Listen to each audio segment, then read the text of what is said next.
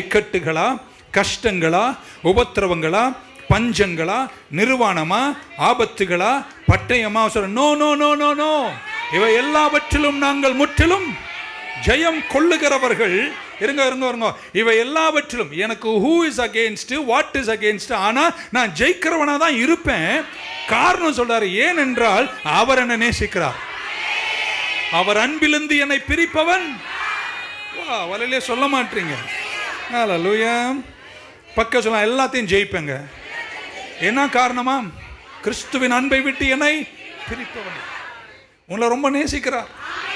பக்கத்தில் ஒருத்தர் நல்ல புன்னகையா சொல்லுங்க, உன்னை ரொம்ப இல்லை ஒன்றும் இல்லை என்ன. ஓகே, இன்னைக்கு நீ கீழே இருக்கலாம், இன்னைக்கு நீ கீழே இருக்கலாம், ஆனால் உன்னை நேசிக்கிறபடினால் சீக்கிரம் நீ மேலே இருப்ப.